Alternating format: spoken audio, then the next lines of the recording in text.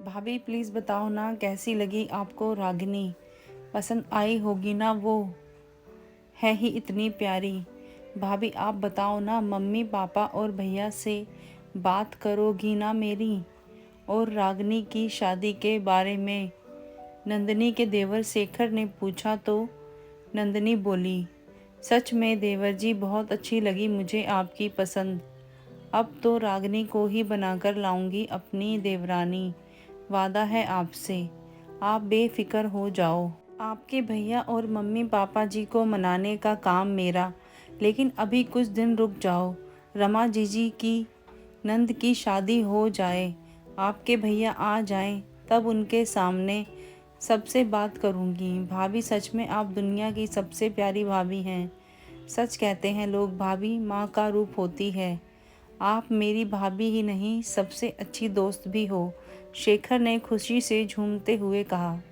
शेखर अपनी भाभी नंदिनी से अपने दिल की हर बात कह लेता था। दोनों हम उम्र थे तो दोनों की अच्छी बनती थी। शेखर के भैया गोविंद रेलवे में सरकारी नौकरी करते थे तो दूसरे शहर में रहते थे। पहले तो नंदिनी भी वहीं रहती थी, लेकिन अभी 6 महीने से अपने सास ससुर के साथ रह रही थी। 2 महीने पहले ही प्यारे से बेटे को जन्म दिया था। नंदिनी सोच रही थी रमा जीजी की नंद की शादी पर जब गोविंद आएंगे तो उनके साथ चली जाएगी। अब तो उसने माँ जी से सीख लिया है कि बच्चे को कैसे संभालना है। और गोविंद भी तो बेचारे 6 महीने से अकेले ही एडजस्ट कर रहे थे। शेखर तेरे भैया का फ़ोन आया है, उसकी गाड़ी 1 घंटे में स्टेशन पहुंच जाएगी। मोटरसाइकिल ले जाओ और बुला ला उसे। शाम को रमा के ससुराल के लिए निकलना है तुम तीनों को। शेखर की माँ ने कहा। अरे माँ, आप और पापा भी चलना ना। कितना कहा है दीदी की सास ने आप दोनों को लाने के लिए। अरे छोरा, दिमाग तो ठीक है, बेटी के घर का पानी भी पियो तो नर्क मिलता है, और तू अपने माँ बाप को शादी में ले जा रहा है अपनी बहन के ससुराल। नंदिनी की बुआ सास अंगूरी देवी ने कहा। अंगूरी जी पुराने ख्यालात की महिला थी, घर की सबसे बड़ी थी। घर में उनकी बात कोई नहीं टालता था। शेखर के पापा को उन्होंने ही पाल पोस कर बड़ा किया था। बहुत ही छोटे थे जब उनकी माँ का देहांत हो गया था।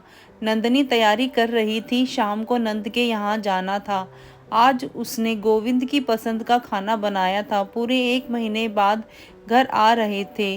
नंदिनी बड़ी ही बेसब्री से अपने पति का इंतज़ार कर रही थी। शेखर को भी गए हुए बहुत समय हो गया था।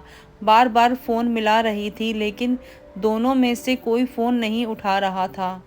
जैसे जैसे समय निकल रहा था, सभी घर वालों की बेचैनी बढ़ती जा रही थी। सबके मन में अजीब अजीब ख्याल आ रहे थे। थोड़ी देर बाद एम्बुलेंस की आवाज़ आई और सब लोग दौड़कर बाहर की तरफ भागे। एम्बुलेंस में गोविंद की लाश थी। ट्रेन पूरी तरह से रुक भी नहीं पाई थी कि वह जल्दी से उतर रहा था, जिसके कारण वह हादसे का शिकार हुआ। शेखर के लिए अपने भाई को इस तरह घर लाना दुनिया का सबसे बड़ा कष्ट का काम था। मम्मी पापा और नंदिनी तो बेसुध हो गए थे। नंदिनी की दुनिया ही उजड़ गई थी और 2 महीने के बच्चे के सिर से पिता का साया उठ गया था। गोविंद के जाने के बाद हंसते खेलते घर में उदासी और खामोशी ने अपनी जगह बना ली थी। लापरवाह शेखर अब जिम्मेदार बेटा बन गया था। हर पल मुस्कुराती नंदिनी का चेहरा अब मुरझाने लगा था। नंदिनी हर वक्त गुमसुम रहने लगी थी। गोविंद को गए हुए 6 महीने हो गए थे। नंदिनी के मम्मी पापा आज उसके ससुराल आए थे। अंगूरी बुआ जी ने बुलवाया था। शेखर और नंदिनी को भी वहीं बैठाया गया। बुआ जी ने नंदिनी के पापा से कहना शुरू किया, शर्मा जी, नंदिनी आपकी बेटी ही नहीं, हमारे घर की बहू भी है। गोविंद तो चला गया, इन दोनों का साथ शायद इतना ही लिखा था ईश्वर ने, लेकिन अभी उम्र ही क्या है बेचारी की, पहाड़ जैसा अकेला जीवन कैसे काटेगी। इसलिए मेरा तो यही फैसला है कि नंदिनी को उसके देवर के लिए बिठा दो। आपको सिर्फ बताने के लिए बुलाया गया है। 15 दिन बाद बड़ा ही शुभ मुहूर्त है, उसी दिन इन दोनों का विवाह करा दिया जाएगा। आप कहीं ना कहीं अपनी बेटी की शादी तो करेंगे ही, कहीं बाहर जाएगी तो हमारे बेटे को भी साथ ले जाएगी। इससे अच्छा है कि घर में ही रहेगी और इसका जीवन भी संवर जाएगा। वर्षों से यही होता आया है, इसमें कोई बुराई नहीं है। बुआ जी की बात सुनकर सभी लोग चुप बैठे थे। किसी को कुछ समझ नहीं आ रहा था कि क्या बोले। बुआ जी ने शेखर से पूछा तो वह चुप रहा।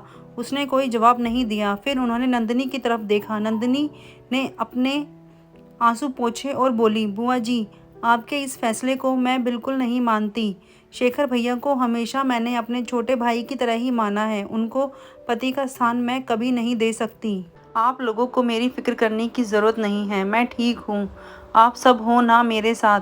शेखर मुझसे बिना शादी करे ही मेरे बेटे को पिता का प्यार दे सकते हैं और भविष्य में कभी मुझे लगा कि जीवन साथी की आवश्यकता है और मैं मन से तैयार हूँ किसी को अपनाने के लिए, तो मैं आप लोगों को बता दूंगी। फिर उसने अपने सास ससुर से कहा, मम्मी जी, पापा जी, शेखर भैया की शादी 15 दिन बाद उसी शुभ मुहूर्त में होगी, उस लड़की के साथ जिसे वह पसंद करते हैं।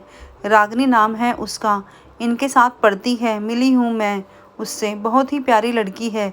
उसको ही मैं अपनी देवरानी बनाकर लाऊंगी। आप लोग शादी की तैयारी कीजिए। हम कल ही रागनी के घर चलेंगे। नंदिनी की बातें सुनकर सब निशब्द थे। बुआ जी कुछ बोलना चाह रही थी, लेकिन शेखर के पापा ने उनको रोक लिया था। नंदिनी के मम्मी पापा को अपनी बेटी के फैसले पर गर्व हो रहा था और शेखर हाथ जोड़कर अपनी भाभी को धन्यवाद कर रहा था। नंदिनी ने आज एक सही फैसला लेकर 3 जीवन बर्बाद होने से बचा लिए थे और वर्षों से चली आ रही रूढ़िवादिता को आगे बढ़ाने से इनकार कर दिया था।